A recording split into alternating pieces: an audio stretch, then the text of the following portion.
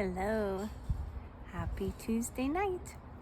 I just had an amazing dinner on the patio and I want to film for you my garden. We had some nice findings I wanted to show you. So look how big the castranella olives are. So these are growing kind of funny to me, as I don't have olives where I'm from. There'll be like a spray of them and then there's just a big doer, and then the other ones are catching up. So that's kind of interesting in their formation.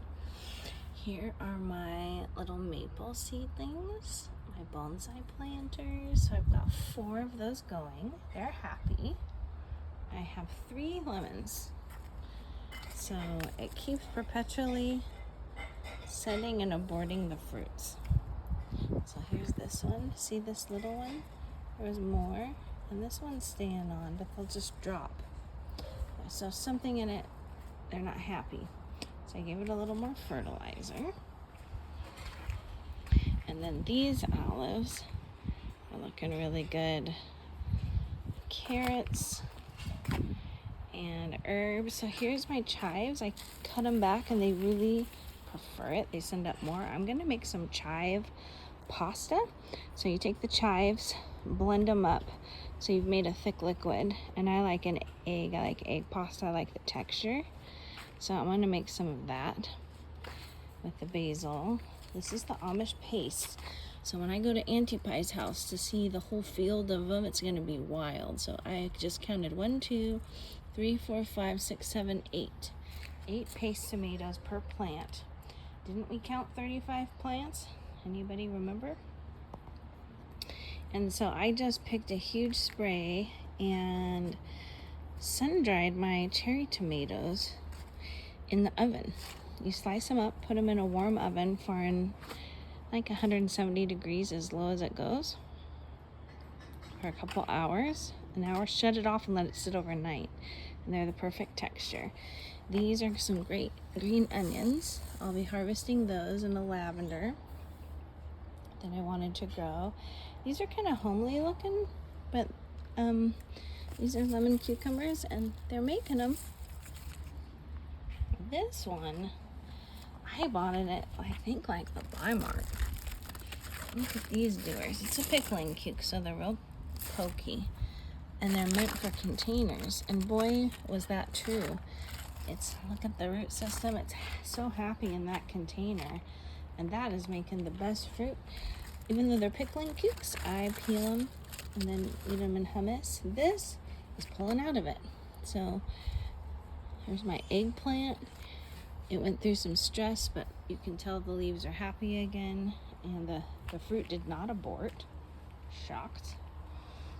And it's going to keep growing and maturing that fruit, even though I had to reef it out of a pot.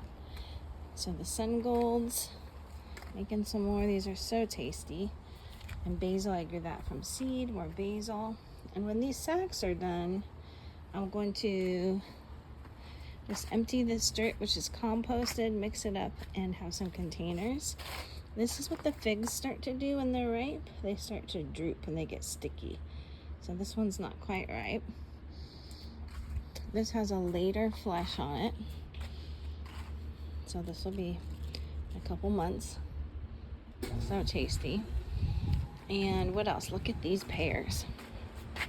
Come on. So pretty. I just love pears, and I've staked them because they're so heavy. I've tied them to this right here. This one is the Flemish Beauty. The Flemish Beauty. We have this, look at that back set. And then this is the Bartlett. And it was a type of a bosque. They're just gorgeous. And I can remember when I got a couple. That branch is a little heavy, but it's working it out. I didn't feel like it needed some extra support. Well, it's pretty stocky. But I wanted to show you this. Do you remember when I cut back my apricot tree? I got this for Hunkalicious because he wanted the apricots. And it had some type of a fungus. And so I said, hey, if we cut it back, it had died at the top, it'll recover. These leaves are looking so good, and you can see way back in here I cut it back and it sent up all of this growth. I think this shape is better than the shape that it started out with. Really happy with that. And the beautiful petunias underneath it are so happy. I have 4 peonies in pots. Never grew them in pots, but they were kind of a little expensive, so I wanted to be sure I took them with me and babied them. So happy from Alderman's. And for my trip to Idaho to see my friend Shani and Paul, that's the Sandpoint tomato. So it's determinate, which means their habit is stockier. So it just grew and it's flowering and setting. So it's a little bigger than a cherry tomato, but not barely. And then this is the second flush of bee balm. Melissa officinalis, I think. And bees do love it. It's a medicinal herb as well. And then very proud of my dogwoods. These were seeds that were stratified, meaning they had to have chill hours. So I took the seeds out of the pods at the right time of year, put them in the fridge, and I think I got 6. And these are the only 2 that made it.